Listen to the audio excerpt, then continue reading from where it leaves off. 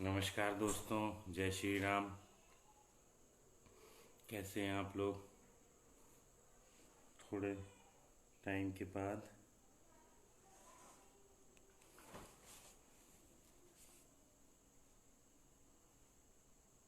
76 number का प्रेरक प्रसंग, कर्तव्य से विमुखता हो तो योग्यता कैसी। दोस्तों, आप आ रहे हैं?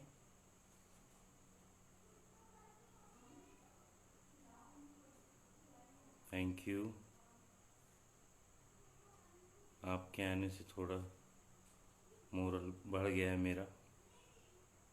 4 लाइनें आपकी और मेरे लिए कि कुछ परिंदे उड़ रहे हैं आंधियों के सामने, उनमें ताकत न सही हौसला होगा ज़रूर।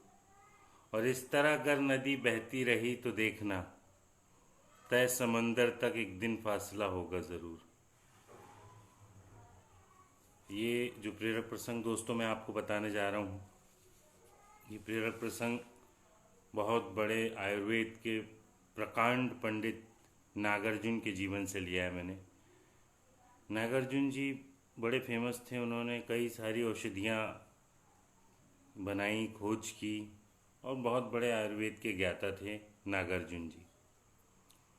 एक बार दोस्तों उनको एक सहायक की ज़रूरत थी, असिस्टेंट की ज़रूरत थी। तो नागार्जुन के पास कई सारे लोग आए इंटरव्यू देने के लिए या अपना सिलेक्शन करवाने के लिए। तो उन कई सारे लोगों में से नागार्जुन ने सिर्फ 2 लोगों को चुना। और तब क्या होता था दोस्तों, अगर किसी तरह का सिलेक्शन होता था आपका कहीं, तो चयन के बाद आपकी परीक्षा भी होती थी। तो नागार्जुन ने सिलेक्ट कर लिया था 2 लोगों को, और अब वो परीक्षा लेना चाहते थे। तो उन्होंने दोनों लोगों को बोला कि भाई एक काम करो, 2 दिन के अंदर ये जो मटेरियल मैं बता रहा हूँ इससे दवाई बना के आप लोगों को लेके आना है। दोनों जाते हैं, दोनों स्टूडेंट जो नौकरी की तलाश में थे, जो आयुर्वेद के बड़े प्रज्ञान जो नागार्जुन जी उनके पास काम करना चाहते थे। तो 2 दिन में दोनों लोग वापस आते हैं। और उसके बाद एक जो बंदा रहता है उसमें से, वो औषधि लेके आता है और दूसरा बंदा खाली हाथ आता है। तो खाली हाथ वाला जो बंदा रहता है, जो व्यक्ति रहता है, वो हाथ जोड़ के इनको नमस्कार करता है नागार्जुन जी को, और माफ़ी मांगते हुए बोलता है कि मुझे माफ़ करें गुरुजी, मैं दवाई बना के नहीं ला पाया। रास्ते में मुझे एक बीमार आदमी मिल गया था, 2 दिन तक उसकी सेवा ही करता रहा और अभी तक वो ठीक नहीं हुआ है।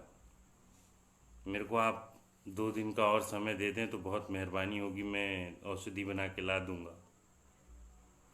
ये जिसने खाली हाथ जो आया था उसने ये बात की।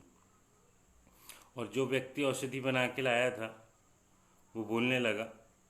प्रतिवाद बोलते हैं इसको, कि जब कोई व्यक्ति बात करता है तो बीच में उचक के आना। तो इस तरह से वो आया, उसने बोला कि गुरुजी, मेरी मम्मी घर में, मेरी माँ जो है वो बीमार थी, छोटे भाई का भी और पापा का भी स्वास्थ्य कुछ ठीक नहीं था, लेकिन जैसी आपकी आज्ञा थी मैं बिल्कुल तल्लीनता से अपनी साधना में लगा रहा और मैं दवाई बना के लेके आया। तो नागार्जुन जो थे वो गंभीर हो गए और उन्होंने तुरंत कहा कि तुम एक काम करो भाई, तुम तुरंत जाओ अपने घर और उनकी देखभाल करो, जो बीमार लोग हैं तुम्हारे घर वाले। मैंने इस दूसरे आदमी को अपना साथी चुन लिया है। और साथ में एक बात और बोली उन्होंने, उन्होंने बोली कि जो औषधि होती है वो जीवन रक्षा के लिए, हमारे जो कर्तव्य हैं, जैसे इन वैद्यों का जो कर्तव्य होता है, डॉक्टरों का जो फर्ज होता है, वो ये होता है कि भाई वो सबसे पहले बीमारी का नाश करें और बीमार लोगों की मदद करें, ना कि अपने आप को साबित करने की कोशिश करें। तो आप भी अपने जीवन में ये मंत्र लेके आ जाएं। निचोड़ इस छोटे से प्रसंग का ये है कि आपके कर्तव्यों से आपकी विमुखता अगर रहेगी तो आपकी योग्यता आपके कोई काम नहीं आएगी। आपके जो फ़र्ज हैं उनको निभाना ज़रूरी है दोस्तों। फ़र्ज़ को हमेशा पहले नंबर पर रखें, उसके बाद सारी चीज़ें आएंगी। ये तो मेरा 76 नंबर का प्रेरक प्रसंग था। Thank you so much for watching. मैं 5-10 मिनट में फिर से आपके बीच में आ रहा हूँ अपना दूसरा 77 नंबर का प्रेरक प्रसंग लेके। आशा करता हूँ कि आप लोगों को ये प्रसंग पसंद आया होगा, और अपना ख्याल रखें इस कोविड के ख़तरनाक दौर में। जल्द मिलता हूँ। Thank you. जय हिंद, जय भारत।